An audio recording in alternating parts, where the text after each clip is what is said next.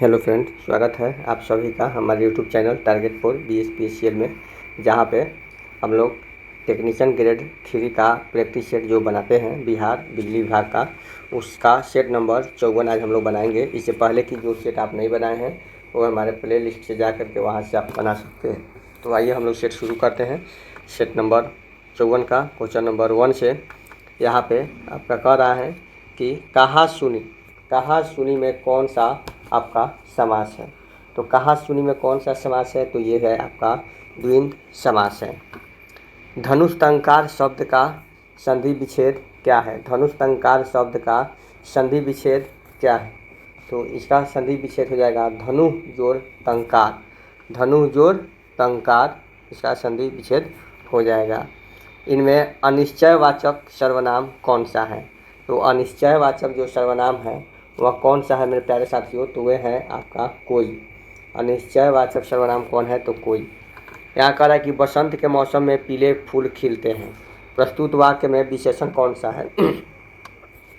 बसंत के मौसम में पीले फूल खिलते हैं, प्रस्तुत वाक्य में विशेषण कौन सा है मेरे प्यारे साथियों? तो यहाँ पे जो है विशेषण जो है आपका पीले हो जाएगा।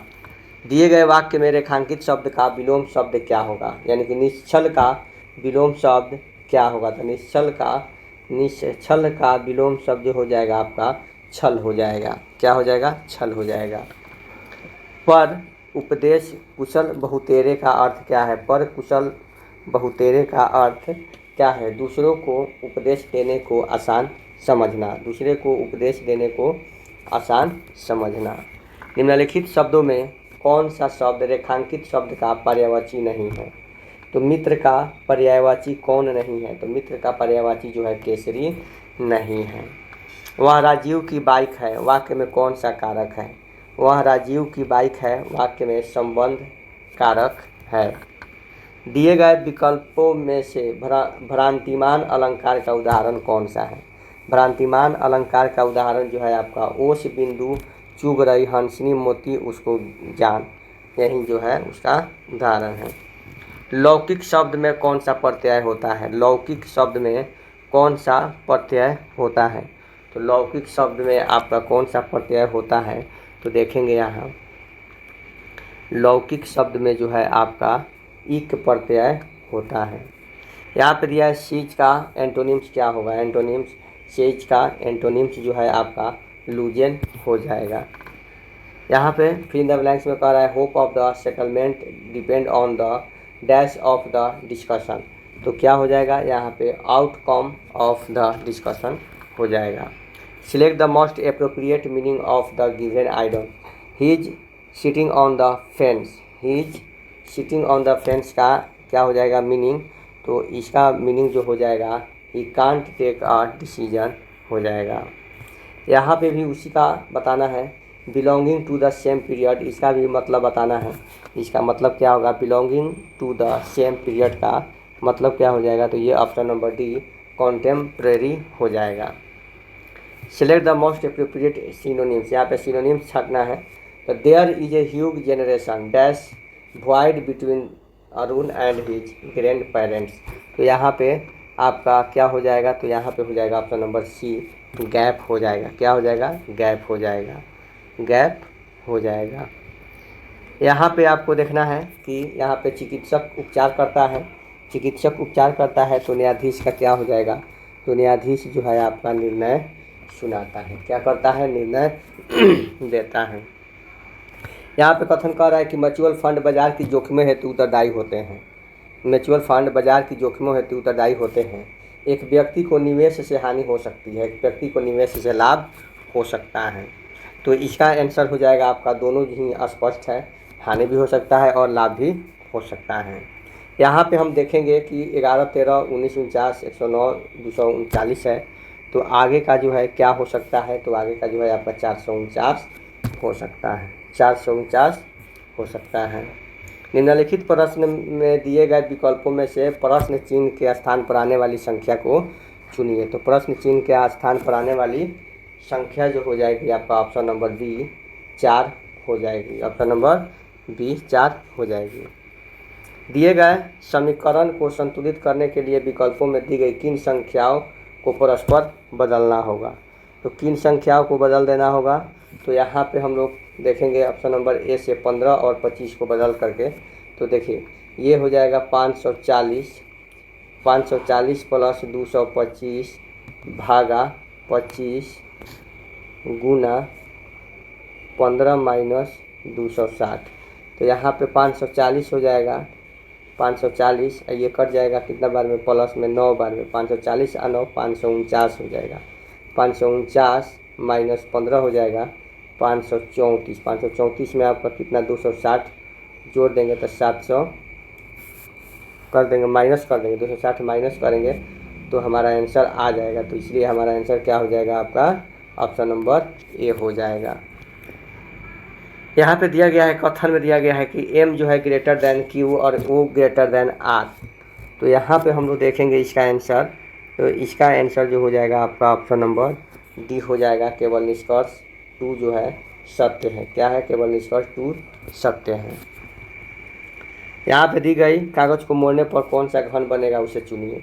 तो कौन सा घन बनेगा? तो यहाँ पे देखिएगा O के सामने L होता है, O के सामने L होता है, K के सामने M होता है और T के सामने U होता है। तो कौन घन बनेगा? जो घन बनेगा उसे चुनिए। तो घन कौन बनेगा? तो घन जो है आपका यहाँ पे ऑप्शन नंबर डी जो है बन जाएगा। यहाँ पे देखेंगे कि आपका कि के जो है है इसका मतलब क्या है कि बी ए का पुत्र है, यानी कि के जो है एल का पुत्र है। क्या है? के जो है एल का पुत्र है। इसका अर्थ होता है कि ए बी का पिता है, यानी कि एल जो है एम का पिता है। एल जो है एम का पिता है। आइडिरेट का होता है कि ए बी का पति है, यानी कि एम जो है एन का क्या है? पति है। ठीक है। फिर हैच का होता है कि ए का अर्थ है कि बी ए का पुत्र है, बी ए का पुत्र है, यानी कि बी ए का पुत्र है। यहाँ पे गलत हो गया है, देखिए फिर से देखेंगे हम लोग का। कहने का मतलब है कि बी ए का पुत्र है, यानी कि एल जो है आपका के का पुत्र है। एल जो है के का पुत्र है। हैच का मतलब होता है कि ए बी का पति है। शुरू वाला जो है लास्ट वाला का पति है। तो एल जो है नहीं, ऐसे का ए बी का पिता है, ए बी का पिता, यानी कि एल जो है एम का पिता है। एल क्या है? एम का पिता है। आइडिरेट का होता है कि ए बी का पति है। तो ये एम जो है एन का क्या है? पति है। ठीक है। फिर आइडिरेट हैज का हो जाएगा पी एन का पुत्र है। पी जो है एन का पुत्र है। ठीक है। तो पी के से किस प्रकार संबंधित है? तो पी जो है के का किस प्रकार संबंधित है? तो पी जो है के का पर पोता से संबंधित है। तो देखते हैं क्या है आंसर। 23 का क्या हो जाएगा?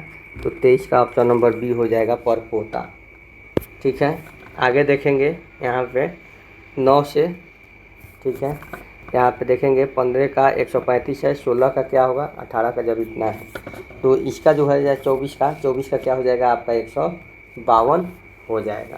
क्या हो जाएगा? 52 हो जाएगा। एक विशिष्ट कोड में नाइट को लिखा जाता है, डार्क को ये लिखा जाता है, ग्रीन को कैसे लिखा जाएगा? तो जी को क्या लिखा है? तो ग्रीन को कैसे लिखा जाएगा? तो ग्रीन को जो है आपका IABPF लिखा जाएगा। बंगाल 1905 में विभाजित हुआ, उसके विरोध में फलस्वरूप यह दोबारा एकीकृत कब हुआ? तो यह दोबारा एकीकृत जो हुआ 1911 में ही हो गया।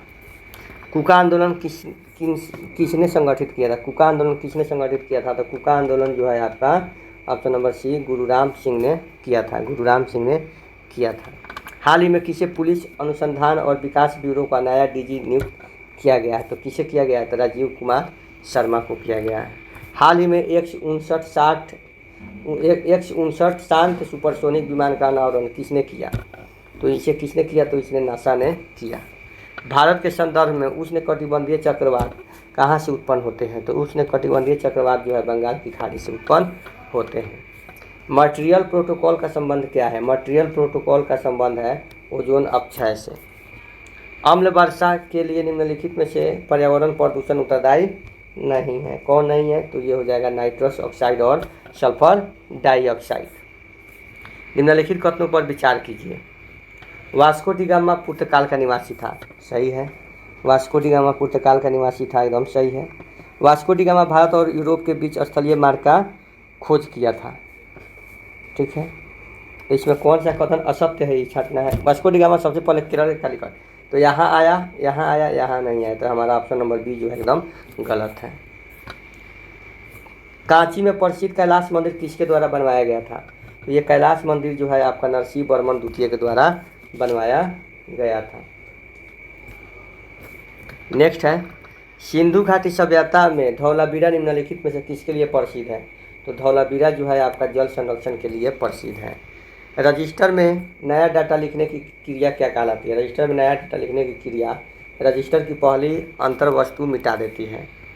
किसका प्रयोग ऑब्जेक्टिव आंसर शीट सुधारने के लिए किया जाता है? किसका प्रयोग ऑब्जेक्टिव आंसर शीट सुधारने के लिए किया जाता है? तो ऑप्शन नंबर डी, OCR का।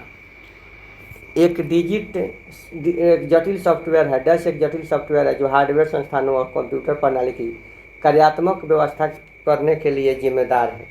तो क्या है? तो ये जो है आपका ऑप्शन नंबर ए ऑपरेटिंग सिस्टम है। कौन है? तो ऑपरेटिंग सिस्टम है। यदि आपको चार्ट में इफ इल्स कॉन्ट्रैक्ट कार्यान्वयन करना हो तो किस चिन्ह का प्रयोग करेंगे? तो ये जो है हम लोग निर्वर्ग का प्रयोग करेंगे। निबल्स में निम्नलिखित बाइनरी अनुक्रम का आकार कितना होता है? तो इसका आकार क्या होगा? तो इसका आकार जो हो जाएगा आपका 4 हो जाएगा। MS पावर पॉइंट में एक स्लाइड शो के दौरान एक स्लाइड से दूसरी स्लाइड पर जाने के लिए एक गतिशील तरीका प्रदान करता है, तो उस तरीके को क्या कहते हैं? तो उस तरीके को हम लोग ट्रांजिशन कहते हैं। इनमें से कौन सा एक MS ऑफिस का वैध इंटर्न एक्सटेंशन नहीं है? कौन एक वैध एक्सटेंशन नहीं है? तो आपको पता होना चाहिए कौन नहीं है। तो कौन नहीं है? तो यहाँ पे जो है आपका .pptl नहीं है, .pptl नहीं है। कंप्यूटिंग डैश पर ध्यान केंद्रित करता है और पारंपरिक कंप्यूटिंग डैश और डैश पर ध्यान केंद्रित करता है। यानी कि आपका कंप्यूटिंग ज्ञान पर ध्यान केंद्रित करता है और पारंपरिक कंप्यूटर जो है डेटा और सूचना पर ध्यान केंद्रित करता है। कंप्यूटर शब्दावली के संदर्भ में DDL का पूर्ण रूप क्या है? तो DDL का पूर्ण है डाटा डिफिनेशन लैंग्वेज। टर्मिनलों के बीच सूचना के आदान प्रदान से जुड़ी कंप्यूटर कोड को क्या कहते हैं? जुड़ी कंप्यूटर कोड को जो है आपका BSCII कहते हैं। निम्नलिखित में से कौन सा संयोजन के मानचित्र समूहों में संयोजित नहीं किया जा सकता है? नहीं किया जा सकता है, तो ये हो जाएगा आपका 45।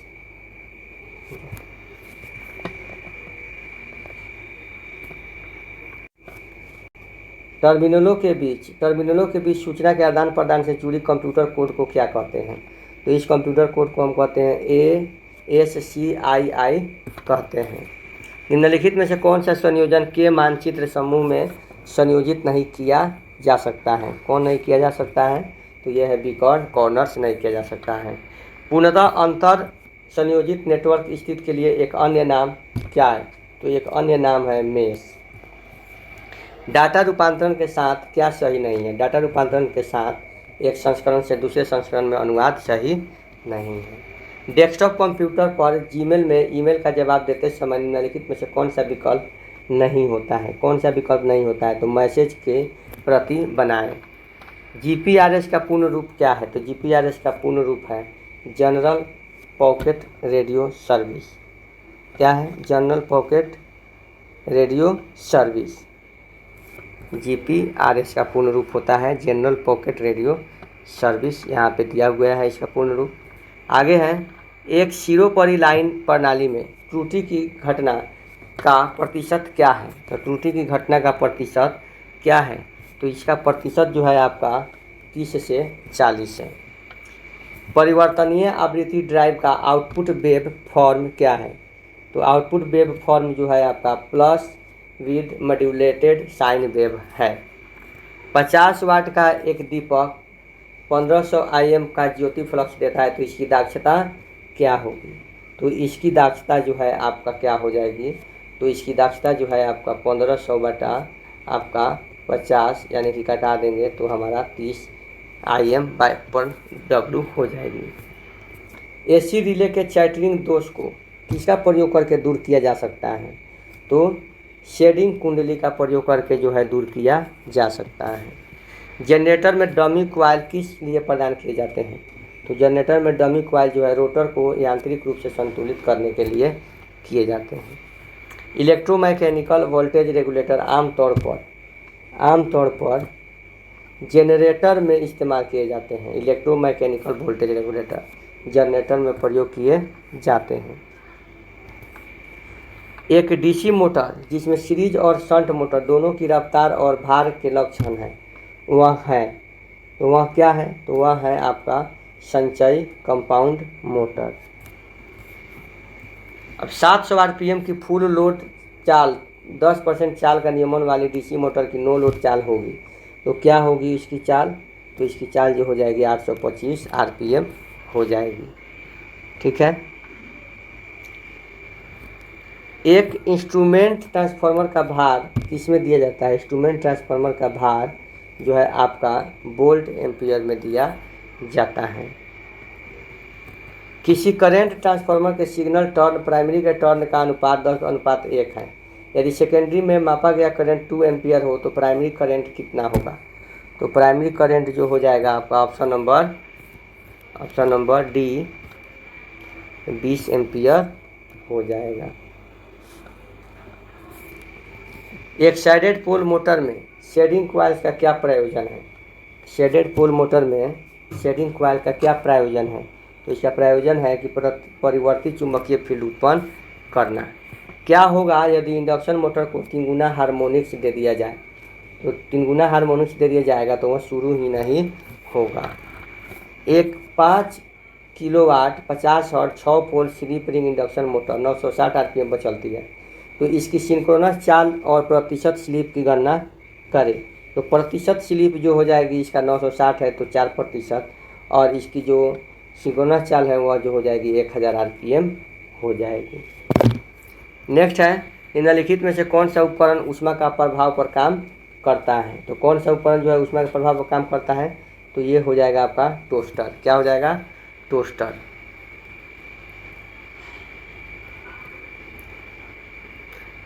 अर्थ प्रतिरोध मापने के लिए निम्न में से किस सिद्धांत का प्रयोग किया जाता है? तो अर्थ प्रतिरोध मापने के लिए विभव में गिरावट का सिद्धांत। बिजली और स्विचन के कारण उच्च वोल्टेज सर्ज के विरुद्ध निम्न में से कौन एक रक्षक के रूप में कार्य करता है? कौन है जो रक्षक के रूप में कार्य करता है? तो हॉर्न गैप्स। जब किसी हीटर का प्रतिरोध एलिमेंट फ्यूज हो जाए, हम इसका एक भाग निकालते हैं और इसे पुनः उसी आपूर्ति के साथ कनेक्ट कर देते हैं, तो हीटर द्वारा ली गई ऊर्जा क्या होती है? तो हीटर द्वारा ली गई ऊर्जा जो होती है आपका बढ़ेगी। क्या होगी? बढ़ेगी। यदि परिचालक 3 फेज प्रेरण मोटर में स्टार्टर का प्रारंभ बटन दबाता है और मोटर गुंजन की आवाज़ और प्रारंभ करती है लेकिन परिचालित नहीं होती है, तो संभावित समस्या क्या हो सकती है? तो संभावित समस्या जो है आपका एक फ्यूज उड़ गया है और मोटर सिंगल फेजिंग है। 3 से 4 सेकेंड तक अपने मान के दुगुने धारा प्रवाह वहन करने में सक्षम फ्यूज HRC फ्यूज होता है। अल्टरनेटर ब्रूस निम्नलिखित पर आरोपित रहता है। तो अल्टरनेटर ब्रूस जो है आपका ऑप्शन नंबर ए स्लिप रिंग पर आरोपित रहता है। छत में कंसील्ड वायरिंग का बिछाया जाना डैश पूर्ण होने के तुरंत बाद पूर्ण किया जाता है, यानी कि आपका ऑप्शन नंबर बी शटरिंग। निम्नलिखित में से कौन सा इंडक्शन टाइप रिले का उपकरण नहीं है? तो कौन सा नहीं है? तो यह है option number A relaxation pole relay. Magnitude relay को डैश कहा जाता है। मैग्नीट्यूड रिले को क्या कहा जाता है? तो मैग्नीट्यूड रिले को जो है आपका इंडक्शन रिले कहा जाता है। 72 हम लोग नहीं देख पाए हैं।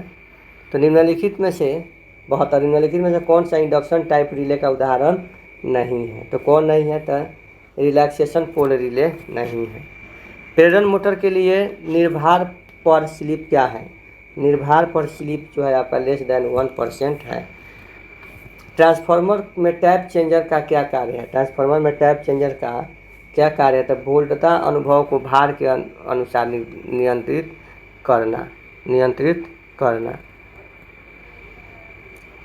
सन एक वृहद बिजली संयंत्र के लिए अर्थिंग प्रतिरोध का क्या मान होना चाहिए? तो अर्थिंग प्रतिरोध का मान जो है 0.5 ओम तक होना चाहिए। प्लेट भूवियोजन के लिए पृथ्वी में गड्ढा किससे कम नहीं होना चाहिए? तो गड्ढा जो है आपका 3 मीटर से कम नहीं होना चाहिए। एक परिणामित्र का पूर्ण भार पर लौह हानि 900 वाट है तथा ताम्र हानि 1600 वाट है। तो परिणामित्र पर किस भार का अधिकतम दक्षता होगी? किस भार का अधिकतम दक्षता होगी? तो ये हो जाएगी ऑप्शन नंबर सी। यदि एक ट्रांसफार्मर के प्राथमिक कुंडलन में 50 बर्तन और द्वितीय कुंडलन में 10 बर्तन, यदि द्वितीय लोड प्रतिरोध 250 ओम हो तो परिवर्तित प्रतिरोध क्या होगा? तो परिवर्तित प्रतिरोध जो है आपका क्या होगा? तो आपका जो हो जाएगा परिवर्तित प्रतिरोध जो है आपका 5250 ओम हो जाएगा। किसी उद्योगशाला में 100 अश्व शक्ति के लिए 3 फेज 415 वोल्ट 50 हर्ट्ज सप्लाई हेतु 10 बार की धारा वहन क्षमता क्या होनी चाहिए? तो ये जो है आपका 200 एम्पीयर से होनी चाहिए। जब ओवरहेड ट्रांसमिशन लाइन की लंबाई 150 किलोमीटर से अधिक है और लाइन वोल्टेज 100 kV से अधिक है तो इसे किस एक रूप में माना जाता है? तो इसे जो है हम लोग लंबी ट्रांसमिशन लाइन के रूप में माना जाता है। 25 MV पावर स्टेशन की अधिकतम मांग 20 MW है। वार्षिक लोड फैक्टर 50% है तो प्लांट कैपेसिटर फैक्टर क्या होगी? तो प्लांट कैपेसिटर फैक्टर जो है 40% होगी। 230 वोल्ट लैंप 1000 लक्स की प्रतिदीप्त देता है। लैंप का मीन स्फेरिकल कैंडल पावर कितना होगा? तो ये जो हो जाएगा आपका ऑप्शन नंबर ए हो जाएगा। ऑप्शन नंबर ए हो जाएगा। स्लीव निर्माण के लिए प्रयोग किए जाने वाला पदार्थ क्या है? स्लीव निर्माण के लिए तो स्लीव क्या किसका निर्माण होता है? तो ये सभी का निर्माण होता है। यदि किसी ट्रांसफार्मर का ट्रांसफॉर्मेशन अनुपात 0.2 है एवं प्राथमिक कुंडलन पर EMF 220 वोल्ट है तो द्वितीय कुंडलन पर EMF का मान क्या होना चाहिए? तो द्वितीय कुंडलन में EMF का मान जो है 44 वोल्ट ही होना चाहिए। तीन कला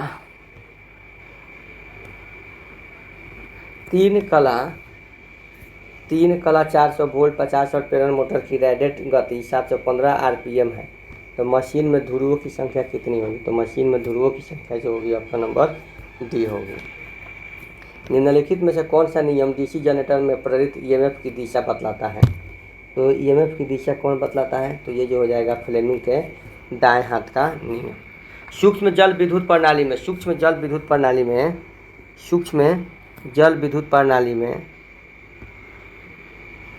में निम्नलिखित में किन्हें घटक के रूप में प्रयुक्त किया जाता है? तो किन्हें घटक के रूप में प्रयुक्त किया जाता है? तो यहाँ पे जो है आपका 88 का क्या हो जाएगा? 88 का आपका ऑप्शन नंबर डी हो जाएगा टरबाइन। निम्नलिखित में से कौन से कारक विद्युत प्रघात की तीव्रता में सहायक होते हैं? तो कौन से कारक होते हैं? तो ये होते हैं आपका ऑप्शन नंबर सी, ये सब हो जाएंगे। चित्र में दिखाए गए स्विच की पहचान करें। तो चित्र में दिखाए गए स्विच की पहचान करना है तो पहचान करेंगे तो ऑप्शन नंबर ए हो जाएगा, इंटरमीडिएट स्विच हो जाएगा। जब लाइन का एक सिरा रूढ़ होता है या कोना तीव्र वक्र होता है तो लाइन में अधिक तनन होता है। अधिकतम तनन से लाइन को निकालने के लिए किसका उपयोग किया जाता है? तो किसका उपयोग किया जाता है? तो ये होता है विकृत शब्द विद्युत रोधिका। एक 8 ध्रुव DC जनरेटर में 960 आर्मेचर चालक प्रति ध्रुव प्लस 20 MVA जो 500 RPM पर चल रहा है। यदि आर्मेचर को सिंप्लेक्स लैंप कुंडली के रूप में जोड़ा जाए तो उत्पादित EMF की गणना करें। तो इसका हो जाएगा 92 का ऑप्शन नंबर सी। क्या हो जाएगा? Option number C. नाभिकीय विद्युत स्टेशन निम्नलिखित में से विकल्प कौन सा सही नहीं है? तो कौन सा विकल्प सही नहीं है? इसका संचालन जो है कम विश्वसनीय है। निम्न में कौन सा कम रख रखाव वाली मोटर है? तो कौन सा कम रख रखाव वाली मोटर है? तो प्रेरण मोटर जो है कम रख रखाव वाली मोटर है। पूर्ण भार और शिखर भार के अनुपात को क्या कहते हैं? पूर्ण भार और शिखर भार के अनुपात को जो है हम लोग 95 का विविधता गुणक कहते हैं। 3 फेज मोटर का स्टेटर किसके बराबर होता है? 3 फेज प्रेरण मोटर का स्टेटर किसके बराबर होता है? तो ये किसके बराबर होता है? तो ये होता है आपका ऑप्शन नंबर बी 3 कला प्रत्यावर्तित के। 97 है। 97 में जो है देखेंगे यहाँ पे SF6 परिपथ वियोजक में FX6 गैस प्रवाह अचल ऋणात्मक आयन बनाने के लिए आर्क पथ में किसका तीव्रता से अवशोषण करता है, जो अवशेष वाहकों के रूप में अप्रभावी होते हैं? तो ये होता है आपका ऑप्शन नंबर डी, इसका उच्च दाब और मुक्त इलेक्ट्रॉन। कौन सा भारतीय विद्युत IE अधिनियम उदासीन चालकों की पहचान तथा उनमें स्विच ऑफ कट आउट की स्थिति का वर्णन करता है? तो कौन करता है? तो ये जो है नियमन संख्या 32 होगा। निम्नलिखित में से कौन भाप शक्ति केंद्र का हिस्सा नहीं है? कौन भाप शक्ति केंद्र का हिस्सा नहीं है? तो ये जो है पातनल नहीं है। एक 3 कला प्रेरण मोटर 4 ध्रुवों के लिए कुंडलित है और 250 आपूर्ति द्वारा है। यदि समर्पण 4% हो तो घूर्णन की गति ज्ञात करें। तो घूर्णन की गति जो हो जाएगी 1440 RPM हो जाएगी। और इसी के साथ जो है ये सेशन जो है आज का समाप्त हो रहा है। अब मिलते हैं अगले सेशन में, तब तक के लिए जय हिंद।